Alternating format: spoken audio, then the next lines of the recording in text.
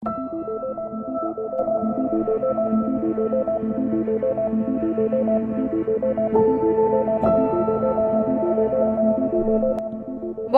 পূর্বেই কালচিনি ব্লকে চোখ রাঙাচ্ছে ডেঙ্গি।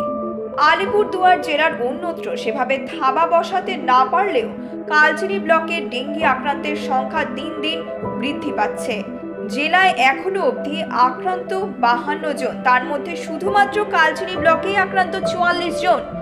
এবার ডেঙ্গির ডেন 3 ভ্যারিয়েন্টের হদিশ মিলল কালচিনি ব্লকে, যার পরে ডেঙ্গি রুখতে তোড়জোড় শুরু করে দিয়েছে স্বাস্থ্য দপ্তর ও কালচিনি ব্লক প্রশাসনের আধিকারিকরা। স্বাস্থ্য দপ্তর সূত্রে খবর, পূর্বে কালচিনি ব্লকে ডেঙ্গি আক্রান্তের মধ্যে সন্ধান মিলত ডেন 2 ভ্যারিয়েন্টে। ফলে সাধারণ মানুষ কেউ ডেঙ্গি আক্রান্ত হলে অধিকাংশ রোগী বাড়িতেই সঠিকভাবে চিকিৎসা মিললে তারা সুস্থ হয়ে যেতেন। স্বাস্থ্য দপ্তর সূত্রে আরও খবর, এবার কালচিনি ব্লকের 30 জন ডেঙ্গি আক্রান্তের নমুনা পরীক্ষা করার পর সেখানে 3 জনের মধ্যে ডেন 3 ভ্যারিয়েন্টের সন্ধান মিলেছে। ফলে পূর্বের তুলনায় ডেঙ্গির তীব্রতা বেড়েছে। স্বাস্থ্য দপ্তরের মতে দিন দিন ডেঙ্গি আক্রান্তের সংখ্যা বাড়লে এই ভ্যারিয়েন্ট পাল্টাতে থাকে। এরূপ পরিস্থিতিতে বেশ কিছু ডেঙ্গি আক্রান্তকেই ভর্তি করতে হয় হাসপাতালে, যার পরই ডেঙ্গি নিয়ে চিন্তায় পড়েছে স্বাস্থ্য দপ্তর ও কালচিনি ব্লক প্রশাসনের আধিকারিকরা। ডেঙ্গি রুখতে পুরোপুরি ময়দানে নেমে পড়েছেন তারা। ডেঙ্গি নিয়ে সচেতনতা অবলম্বন না করলে আইনি পদক্ষেপ নেওয়ার কথাও জানান কালচিনি ব্লক প্রশাসন। সোমবার ব্লকের হ্যামিল্টনগঞ্জ কালচিনি হাসিমারা এলাকায় ব্যবসায়ী সমিতির সঙ্গে বৈঠকও করেন ব্লক প্রশাসন ও স্বাস্থ্য দপ্তরের আধিকারিকরা।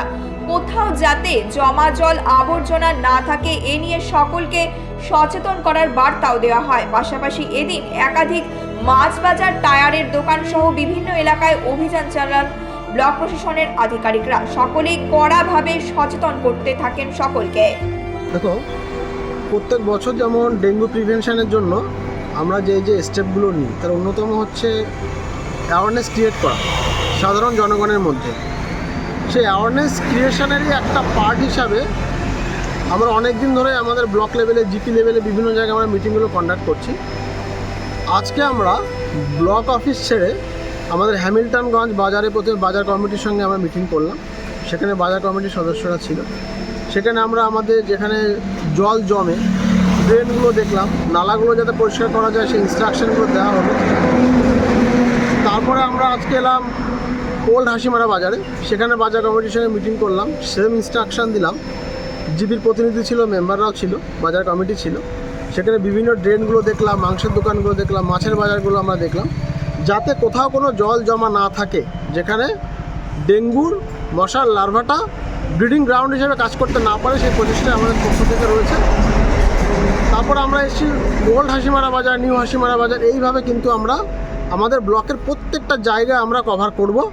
বিকালে আমাদের প্রোগ্রাম আছে কালচিনি বাজার কমিটির সঙ্গে। তারপরে আমাদের এখানে যে 23টা বড় বড় চা বাগান আছে, সেই টি এস্টেটের ম্যানেজার যারা আছে তাদের সাথে এবং যারা চা বাগানের যারা জনগণ আছে তাদের সাথে আমরা মিটিংগুলো করব। আমাদের পঞ্চায়েত সমিতি লেভেলেও আমাদের যারা জনপ্রতিনিধি আছে তাদেরকে নিয়েও আমরা মিটিং করেছি। পরশুদিনে আমাদের একটা বড় মেগা মিটিং আছে। জনসাধারণকে অ্যাওয়ারনেস করার দায়িত্ব শুধু প্রশাসন নয়, যারা জনপ্রতিনিধি আছে তাদেরকেও আমরা বুঝিয়ে দেবো, তারাও সুন্দরভাবে দায়িত্ব পালন করছে। তো হোপফুলি আমরা সকলে মিলে যদি এই কালেকটিভ এফোর্টটা বজায় রাখতে পারি, তাহলে ডেঙ্গুর প্রবলেমটা অনেকাংশে আমরা নির্মূল করতে সক্ষম হবে বলে মনে হয়। হ্যাঁ, আমরা প্রথমে চেষ্টা করছি জনসাধারণ যারা ব্যবসা করছে, বিভিন্ন কাজকর্মগুলো করছে, তাদের রুজি এর উপরে ডিপেন্ড করে, সেটা অবশ্যই আমরা নজর রাখছি। কিন্তু তার মানে এই নয় সেটা দোহাই দিয়ে আমাদের এই বিভিন্ন জায়গায় জল জমিয়ে রাখবে, হেলথ এবং হাইজিনটা মেনটেন করবে না, যার জন্য আমাদের এই পাবলিক এনভায়রনমেন্টের পরিবেশে নষ্ট হয়ে যাচ্ছে। সেই জন্য তাদেরকে আমরা বলছি আজকে আমরা এসে আপনাদেরকে অ্যাওয়ার করলাম। আপনারা যদি এটা না শোনেন তাহলে এরপর কিন্তু আমরা নোটিশ জারি করব, এবং তারপরেও না শুনলে কিন্তু আমরা আমাদের যেটা আইনি পদক্ষেপ আছে সেই পদক্ষেপগুলো আমরা নেব। আলিপুরদুয়ার থেকে শামু দাসের রিপোর্ট, নিউজ মেট্রো।